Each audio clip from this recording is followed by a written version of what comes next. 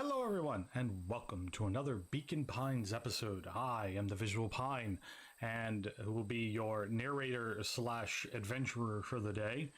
I have enjoyed this game so far. Last week, we got thrown into a secret base underneath town through the telephone booth and got turned Iggy into a monster, and Mr. Kerr apparently is in on this. A lot of the adults are in on it, except for maybe my Gran, from what I could figure out.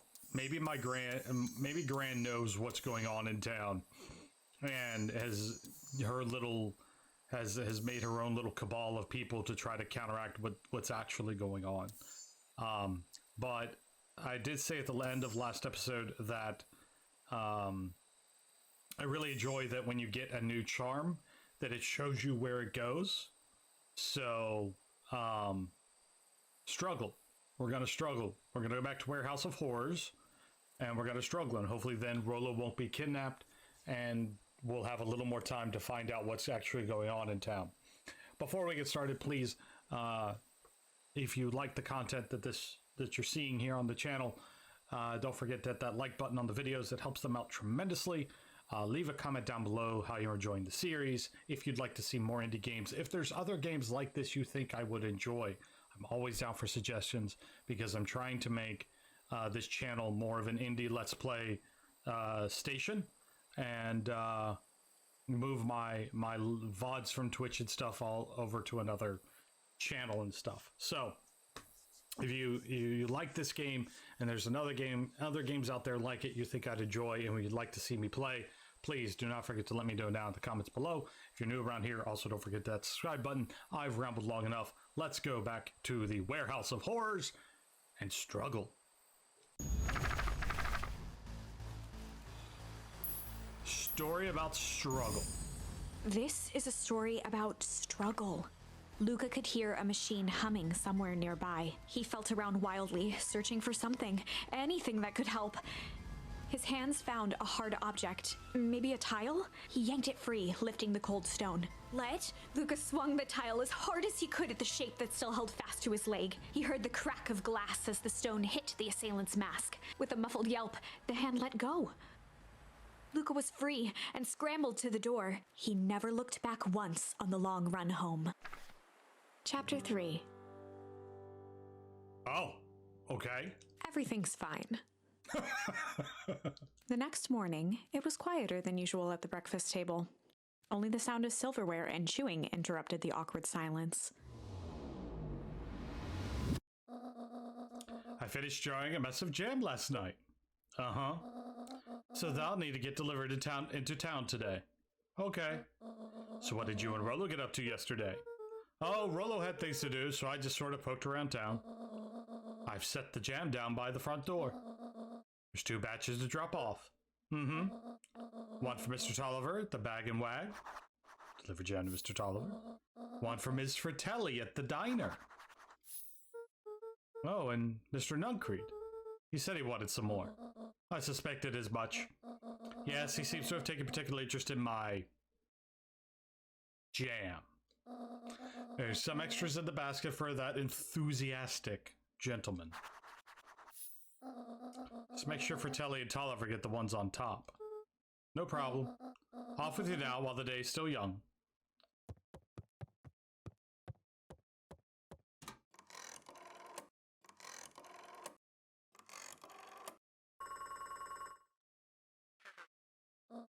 Hello, it's Juniper Hartford. Before you hang up, just hear me out. I have a business proposition. Simple matter is we both have the same problem with the need solving. Very well, we can meet tonight.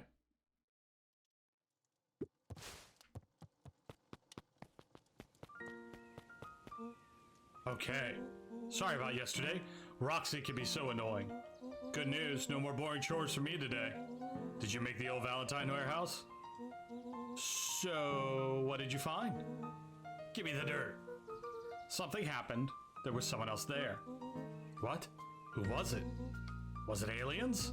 I knew it would be aliens. No. Zombies. No. Alien zombies? What else could it possibly be? Rolo, I gotta deliver these into town first. We can catch up after. Oh, is it a whole thing? Sounds like a whole thing.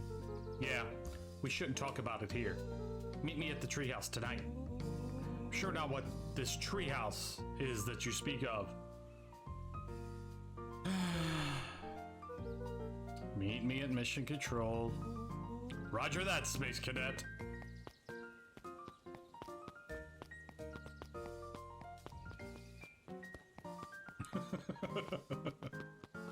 Well, it's good to see Rolo not captured. Is this guy just adding? Was this there yesterday? Did he add? Hold on. I don't... You tell those jerks, it doesn't matter how many boxes they pile up, I ain't moving.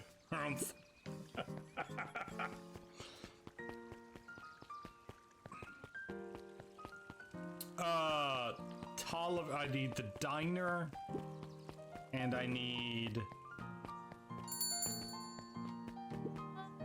Well, if it isn't my favorite little jam runner. Hey, Ms. Fratelli. She Look at leaned you. forward and pinched Luca's cheek. You're all skin and bones. And your grand not feeding you? She is, it's just... I understand. You know, I taught your mama how to cook back in the day. You may not even remember, but you and her used to help out in the diner. See that picture over there? That's you helping your mama back in the day. So cute, running around your little apron taking orders. The whole situation just breaks my heart, what happened with Eleanor. Got a feeling she's out there somewhere, yearning to be with you again. Few things in this world can keep a mother from her son. Luca shifted the basket uncomfortably. Oh, yes, sorry. Let's see here. Mrs. Fratelli lifted the cloth and inspected the jam. Ah, they even have my name on them. How She thoughtful. carefully lifted out her jars of jam. Tell your grand hello for me, Luca. Will do.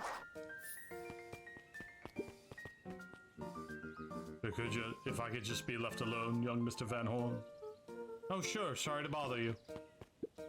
It's just that Mr. Kerr has asked me to make an opening speech at the festival. Being mayor and all, you might expect to be a charismatic speaker. Truth is, I'm terribly nervous. Really don't think I'm cut out for this sort of thing.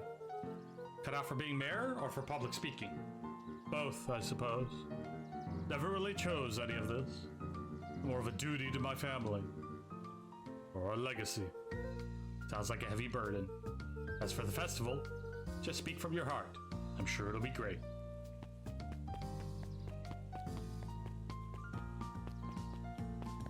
Oh, poor mayor person.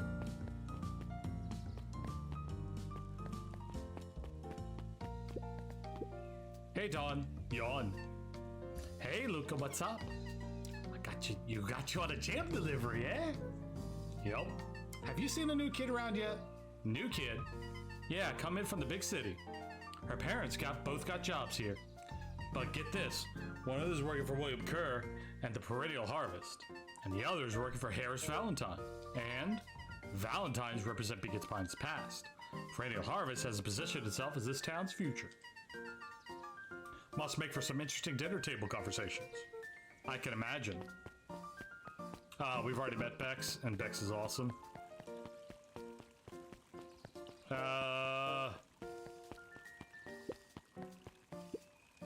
Mr. Wilder, trust you have time to chat. Eris Valentine, oldest of Sharper Valentine's children, and heir to the Valentine fortune, had a way of making questions seem like demand.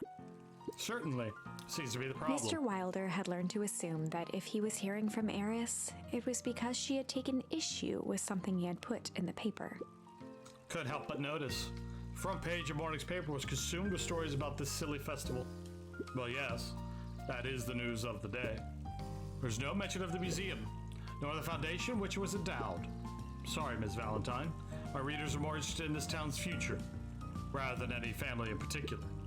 There was a time, Mr. Wilder, when the things going on in my family was the only thing this town cared about.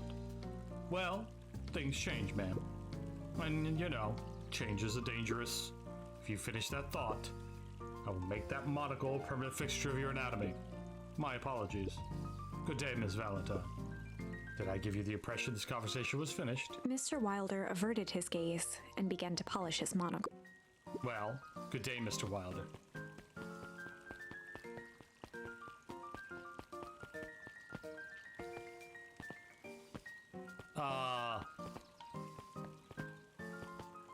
I assumed that that was part of the motto.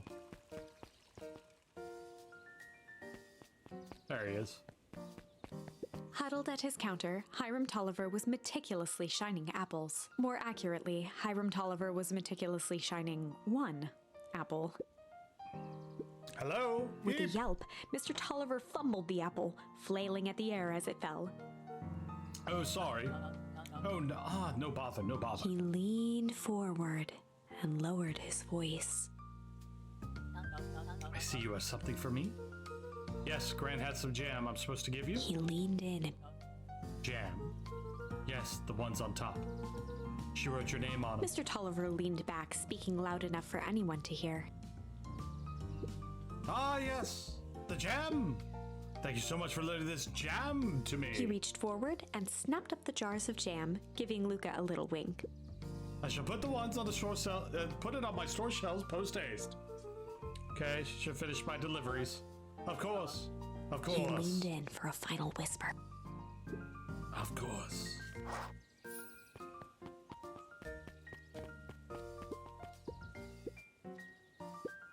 Where do you get the ice from? I don't know, somewhere cold. How do you keep somewhere cold cold? Look, Bert. You want some ice cream or not? No, I'm good. So, am I running some kind of black market thing here? Is it not really jam? I don't know. I'm gonna run in here. The usuals.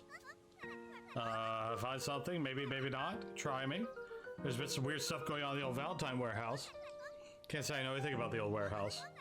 Empty hives don't stay empty for long. Huh? Kato motioned to the book in front of him.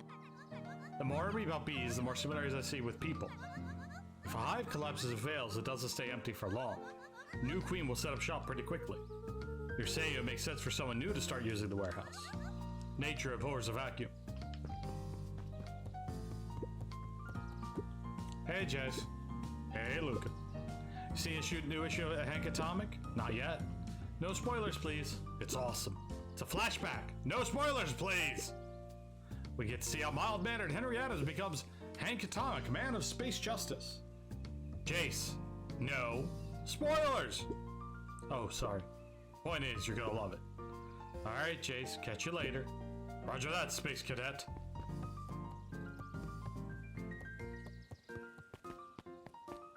Alright, creepy Mr. You. Some jam for you, Mr. Nuncreed. Luca, you seem chipper. Well, aside from being a delivery duty, it's a nice day. Mr. Nuncreed eyed Luca for a moment, then nodded in agreement. I suppose it is. So, do you want your jam? Oh, right. Usually Juniper drops these off herself. Guess she's busy today. Anyway, this is my last delivery for the day. Oh, in that Nuncreed case, snatched the basket from Luca. I'll hold on to the basket until next time I see your gran. Creep. Hey, you. Anchovies or pineapple? What? Don't think. Just answer. Pineapple. Why? How old are you?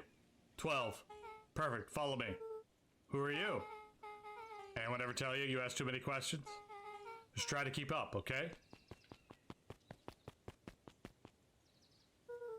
What just happened? Well...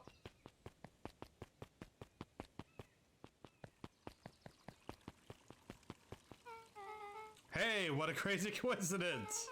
Here's my new friend I was just telling you about. Oh, that's wonderful. Yep, we just hit it off. Oh, really? Get this, his favorite pizza on top of the whole world is pineapple. Oh, what's your new little friend's name? Beck locked eyes. The look on her face was equal parts expectant and desperate. Luca Van Horn, nice to meet you. I'm Nellie and this is Iona. We're Beck's parents. Beck gave Luca a quick nudge. Oh yeah, Beck told me all about you. Already feels like we've known each other for years. So you both can stop obsessing about me making friends. Oh darling, we never doubted you. Just that for children with fewer than 5 close friends, the probability of stun development doubles. Yeah, well, 1 down, 4 to go, I guess. Well, what Nelly means is that we just want this move to be as easy on you as possible. You can relax. A friend has been friended. This calls for a celebration. Luca, you must join us for dinner tonight. Dinner? Wow, another coincidence. I actually already asked him and he said he would love to.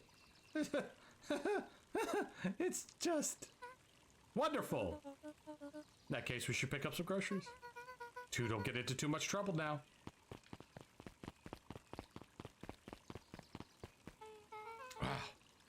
Can't believe that worked. Thanks a ton. You're welcome. I owe you one. My moms are great and all, but they can be a bit much sometimes. Our house is the little cottage next to the big mansion place. Wait, live on the Valentine estate? Yeah, that's the spot. Meet me by the big creepy gate. Don't be late, or I'm back to square one with this whole friend grift. Great. See you there. Bex is awesome. Beck is the best. Alright. Can we go into Perennial Harvest? We can't go into Perennial Harvest. So something's creepy out Perennial Harvest. I'm gonna bet that the big dude that grabbed us was, you think jam would make good bait? Depends on what you're trying to catch. At this point, anything.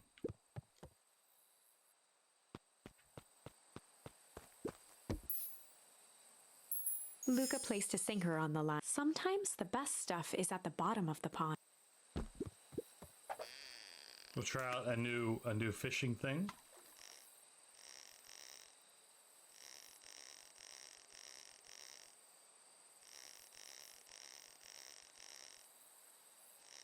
Just reel it in till it starts to turn red. Oh. Malice 80 proof whiskey.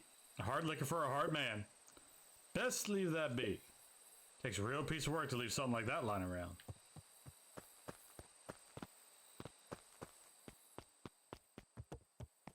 Alright, let's go to Treehouse to see Rollo. Or not.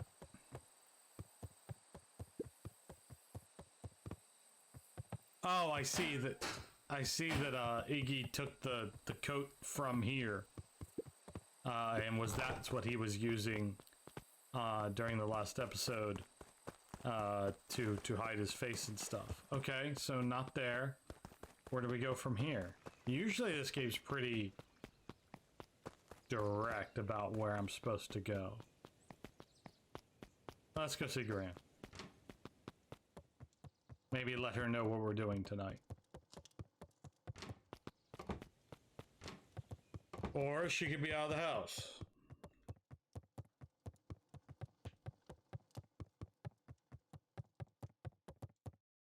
She's out of the house. All right. Meet Beck. Oh, I guess I just go straight to Beck at the creepy gate. Okay. Let's go up and see.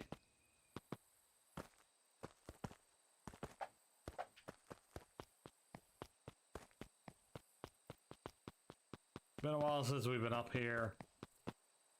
Never know if there's a charm lying about. We haven't found any new charms on this timeline yet. So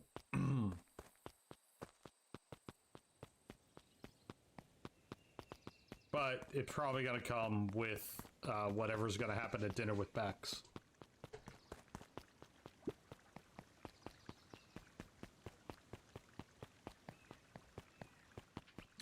While we have a moment here, thank you all for watching. Hope you're enjoying this episode. We're about 20 minutes in. These episodes have been going for about 20 to 40 minutes long, or I should say they've been going about 40 minutes long. I haven't yet to record one that's only 20. But if you're enjoying the content that you're seeing here and want to see more, always hit that subscribe button. If you're enjoying the content that you're actually seeing live right now, hit that like button.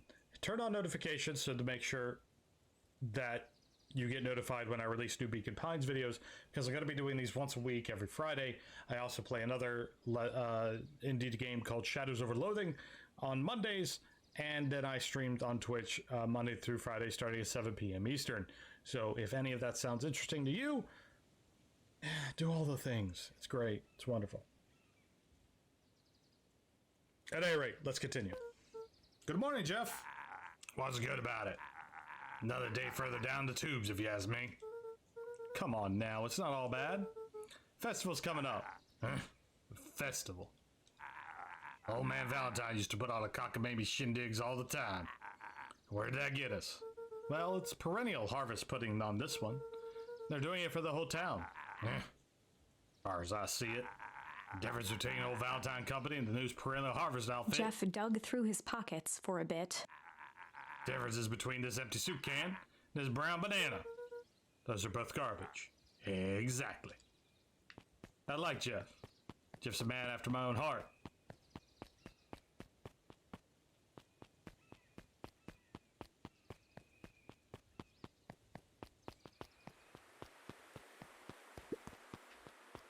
Luca peeked up at the beehive. It appeared to be deserted. That's strange. Oh there, little buddy. What brings you in this neck of the woods? Oh, I just wandered around a bit. Wandering? How wonderful. Children of the wonderful wandering. Oh, to be young. Anyways, I can't let you pass just now. Top secret business that away. Mr. Kerr winked with a wry smile. I'm just yanking the chain. Perennial harvest just makes a few He improvements. gave Luca an energetic thump on the shoulder. Better head home now. Our harvest awaits. Well, that's not the creepiest thing I've ever heard in my life.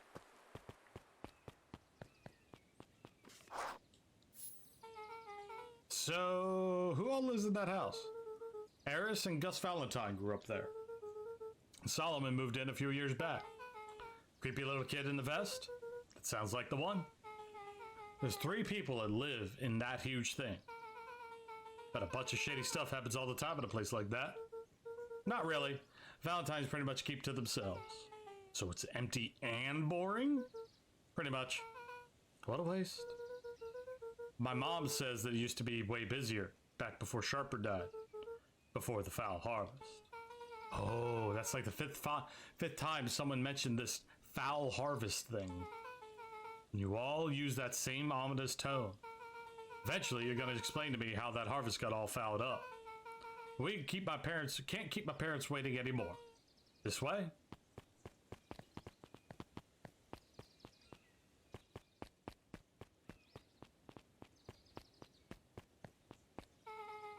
Most could have just ditched me by this point. Why are you still here?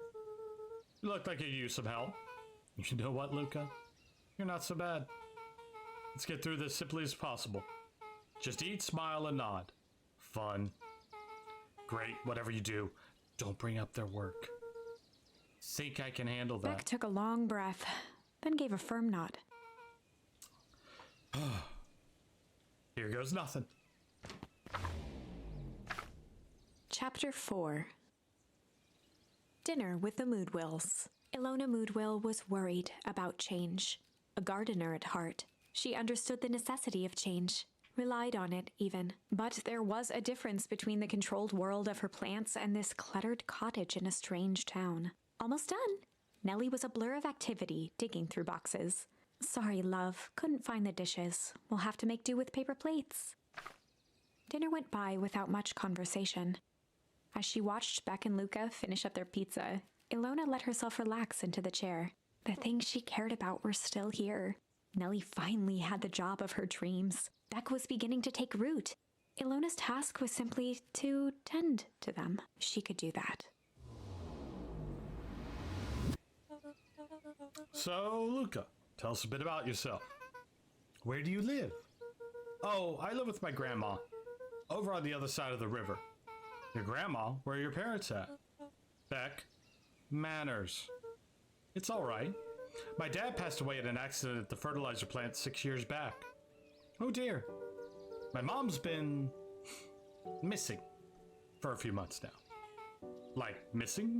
Luca's eyes were fixed to his plate, pushing a chunk of pineapple around with his finger. Nellie was the one who eventually broke the silence. Luca, how did you like the pizza? Oh, it was good. Very good. Normally, we'd have put more effort into dinner. Ilona nervously gestured toward the boxes. We aren't fully settled in, and Beck had mentioned that it's your favorite. Sorry. Are we skipping the part where you said his mom was missing? Beck! I'm sorry, Luca. This move has us all a little tired. Luca wiped his face with his sleeve. No, it's fine. So Beck said that you moved here for work. Beck gave Luca a swift kick under the table. Ow! I mean, what brought you to Beacon Pines? Oh, you were right the first time. We're here for work. Nellie will tell you this, but she's a brilliant chemist. I don't know about brilliant, but I do love it. She's brilliant. Perennial Harvest just made her the newest lead researcher of deep engineering. She makes it sound more impressive than it is. I'm just happy that I get to make a difference in the world. Perennial Harvest is at the forefront of evolving agriculture into something more useful than sprinkling water and excrement on the ground. Luca glanced over to Beck. She seemed to be holding her breath. What Nellie means, Luca, there are different ways to grow plants. Yes, some people talk to their plants and hope for the best.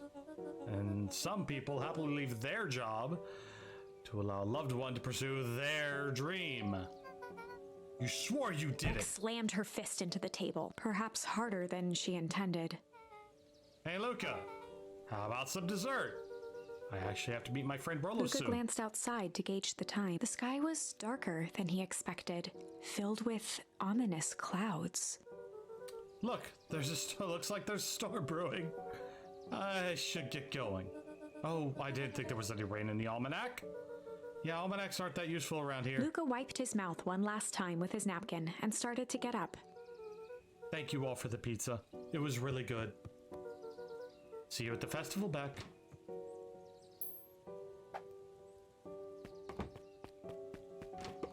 Wait up. I'll walk you home. Surprised, Luca turned around. He knew Rolo could be prickly around new people. But Beck seemed cool. Rolo would warm up to her eventually, probably.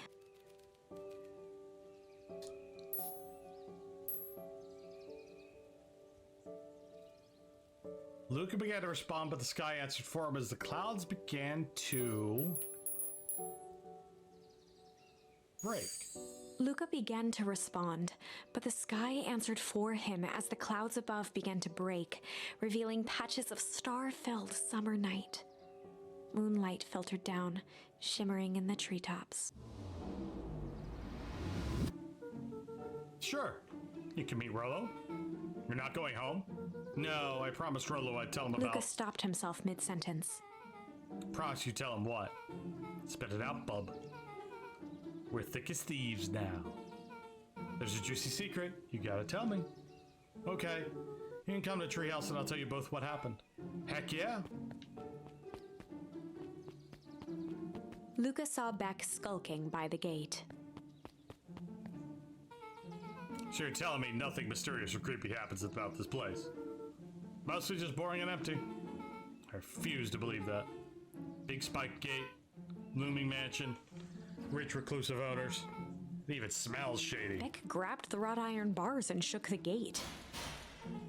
Mark my words, you decadent nightmare house. You will reveal your secrets to me. Nani? So what did you do? First of all, I told you so. Second, hide. Oh, that's Eris Valentine. Who's she's talking to? Shh. I expect you to return that suit in working order. Of course. As long as everything proceeds as planned, there's nothing to worry about. The only thing I'm worried about is what's rightfully mine. That means making some unsavory alliances, so be it. I couldn't agree more. Comes the time to suspend hostilities. I'll deal with our common threat. Now this is what I'm talking about. Beck's voice was an excited whisper. Proper shady stuff. Someone's in a suit like that tried to grab me yesterday. Seriously? Shh. You do understand that when all this inevitably fails, I will deny everything. I would expect anything less of you. You just worry about your part in this and let me handle the rest. I can't wait to see the look on that Rube Kerr's face. Yes, the truth will come to light. I'm still surprised you're so comfortable with that potential collateral damage. One thing I've learned, change is painful. Well, I was expecting shady, but that's just flat out supervillain talk. If you don't mind me asking, why? Why are you doing all of this? The mysterious figure retracted their mask, hair pushing out from all corners. Family. A chill ran down Luca's spine. His vision blurred. Beck stifled a sharp wince, and Luca looked down to see himself wrenching her hand. An answer I can certainly respect. Gran tousled her hair back under the face mask. Just remember, keep everything nice and normal until the festival. I don't need lessons in rousing suspicion. Gran gave Eris a curt nod and disappeared into the night.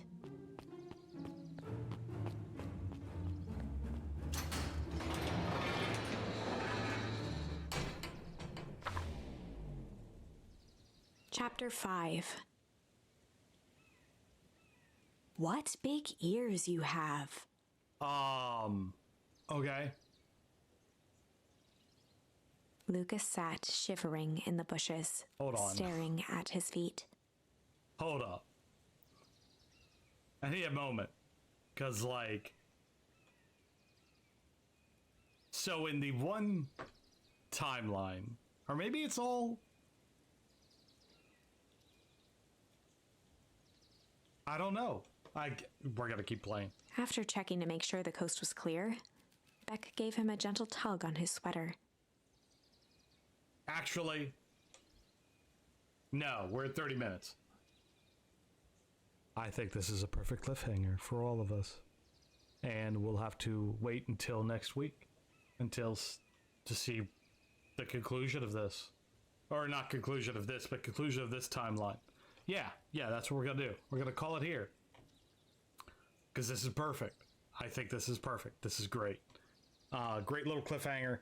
I hope you enjoyed this episode. I did.